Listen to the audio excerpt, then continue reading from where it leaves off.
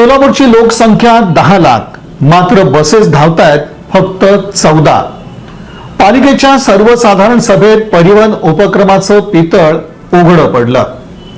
पाहूया त्याविषयीचा एक एक्सक्लुसिव्ह रिपोर्ट.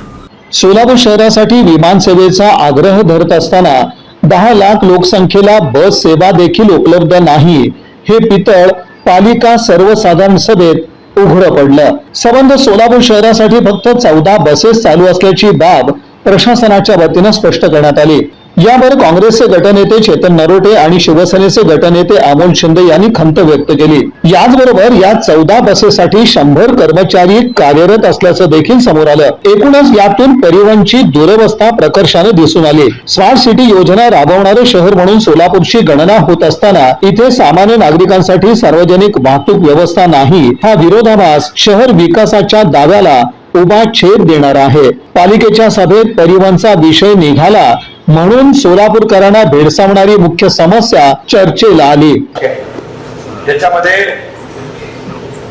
सोलापूरकरांना जी बस सेवा होती आणि त्याच्यामध्ये जे काही चुकीचा निर्णय झाला, चुकीच्या गोष्टी घडल्या, त्याची शिक्षा आजही सोलापूरकर भोगतायत. आजही सोलापुरातल्या सर्वसामान्य माणसाला जी सोलापूर महानगरपालिकेची जबाबदारी आहे, जे आपलं कर्तव्य आहे की जे आमच्या शाळकरी मुले असतील, आमच्या महिला भगिनी असतील, त्यांना कमी दरामध्ये ही आपण जे बस व्यवस्था उपलब्ध करून दिली पाहिजे होती.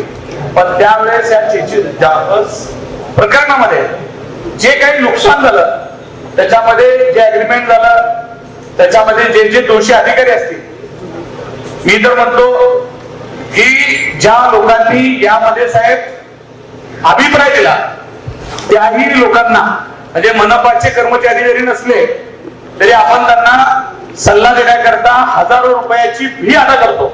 कारण हे अग्रीमेंट जेव्हा झालं त्यावेळेस काय आपल्याच लोकांनी केलं असं नाही आहे, तर आपण अनेक लोकांची त्याच्यामध्ये त्याचे जे वकील असतील, विशेष तज्ञ असतील, त्यांची मदत घेऊन हे अग्रीमेंट केलंय.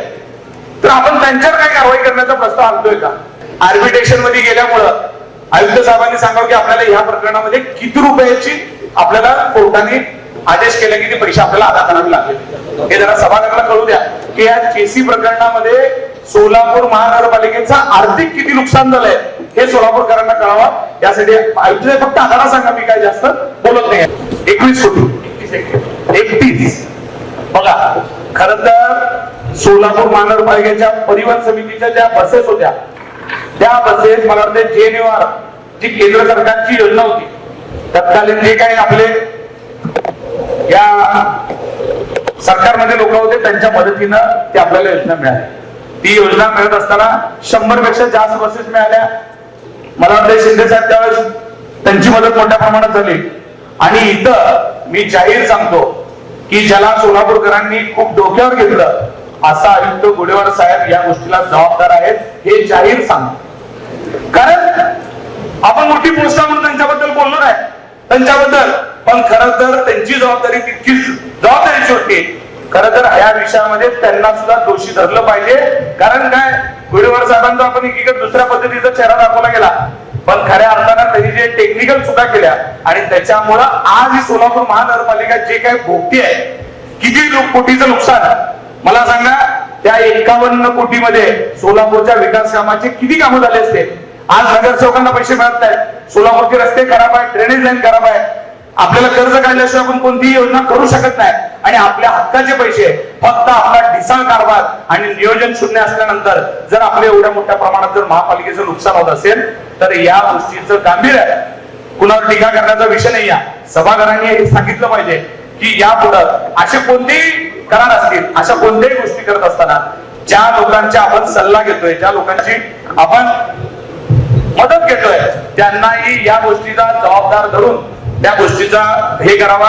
आयुक्त साहेब तुम्ही याच्यामध्ये महापौर साहेब की याच्यात कठोर अशी कारवाई होईल आणि कुणालाही याच्यात सोडू नका. कारण सोलापूर महानगरपालिका आर्थिक अडचणीत येण्यासाठी आज तुम्ही बघितलं असेल परिवहनच्या कर्मचाऱ्यांचे कशा पद्धतीचे हाल आहेत.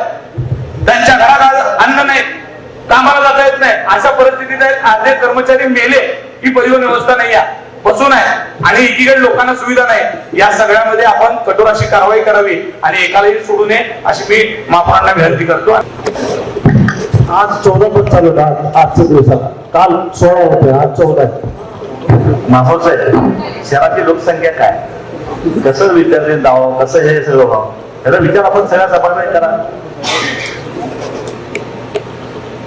तर 10 लाख लोकसंख्या असेल तर 14% चालत असेल, कामगार किती विचार त्यांच्या बसून काम करून पगार आपल्याला द्यायची वेळ आली. महाराष्ट्राला देशात कुठलं खातं नाही तिथं आपण 1000 कामगार सांभाळतो आणि फक्त 12-14% जर चालू केलं तर आपण कसं सांभाळायचं साहेब?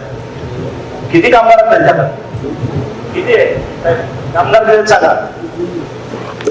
आपल्याकडे टोटल 17 बसच्या हिशोबाने 17 मधून 34 कंडक्टर लागतात, त्याच्यावरचं 10% टोटल कामगार 102 वगैरे पर्यंत आहे. त्यात सर्व आलं, मेकॅनिकल, ड्रायव्हर, कंडक्टर, क्लार्क, म्हणजे 100 कामगार 12 बसेस, एका बसमध्ये 10 बस माणसं झाले साहेब. कसं आता आम्हाला म्हटलं तर कसं शिवणार आहे? इथे साधी बस सेवा देखील नाही. मुळात हाच विषय नवा नाही. धक्कादायक बाब म्हणजे आजवर यावर अभावानंच बोललं गेलं. सोलापुरात सार्वजनिक वाहतूक व्यवस्था नसल्यानं उघडपणे अवैध प्रवासी वाहतूक सुरू आहे. शहरात वाढलेला रिक्षांचा सुळसुळाट हा शहरात बस सेवा नसल्याचा मोठा परिणाम दाखवून देतो. इतक्या मोठ्या शहराला बस सेवा नाही अथवा इथल्या परिवहनची अशी दारुण अवस्था राजकीय अनास्था आणि विकासाचं नसलेलं विजन दाखवून देते. मूलभूत नागरी सुविधा म्हणून सार्वजनिक वाहतूक व्यवस्थेकडे पाहिलं जातं, मात्र याचं गांभीर्य समोर यायला मोठा कालावधी लागत असेल तर नगरसेवा हीच ईशसेवा हे ब्रीदवाक्य लावून घेण्याचा अधिकार आमच्या पालिकेला नाही असंच म्हणावं लागेल. आता इलेक्ट्रिक बसेसचं स्वप्न दाखवलं जातंय, मात्र आजवरचा अनुभव वाईट असल्यानं याबद्दलही सोलापूरकरांना कुठलं देणं घेणं नाही हे खरं वास्तव आहे. या बातमीपत्राचे प्रमुख प्रायोजक प्लॅटिनम मॉल इंद्रधनु सोलापूर. सोलापुरातील सर्वात प्रतिष्ठित इंद्रधनु सोसायटीचा नवीन भव्य कमर्शियल प्रोजेक्ट आता रेल्वे स्टेशनच्या अगदी शेजारी शहराच्या मध्यवर्ती ठिकाणी.